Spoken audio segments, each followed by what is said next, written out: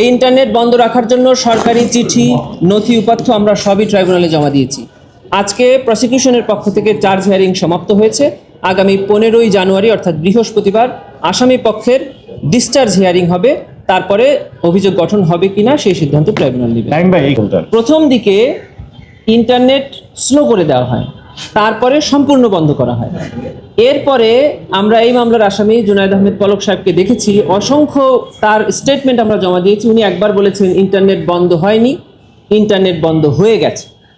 আবার উনি যাচ্ছেন সেতু ভবনে, যেখানের সাথে এই ইন্টারনেটের ডেটা যেখানে থাকে তার কোনো সম্পর্ক নাই। সেতু ভবন পুড়ে যাওয়ার পরে ওনারা বলছেন সেতু ভবন পুড়ে গেছে, এখন আর দেওয়া যাচ্ছে না। আবার সেতু ভবন ওই পোড়া অবস্থায় আবার আমরা দেখছি কিছুদিন পরে ইন্টারনেট কিছুক্ষণের জন্য চালু হয়েছে, আবার ওনারা বন্ধ করেছে।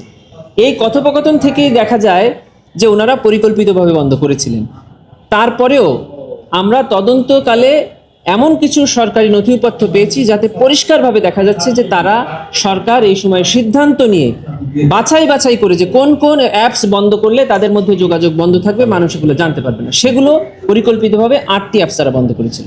অতএব আমরা ট্রাইব্যুনালে আশা করছি যে এটি ট্রাইব্যুনালকে আমরা বোঝাতে সক্ষম হয়েছি যে এই আসামিদের সম্পৃক্ততায়, ষড়যন্ত্রে এবং পরিকল্পনায় ইন্টারনেট বন্ধ হয়েছে।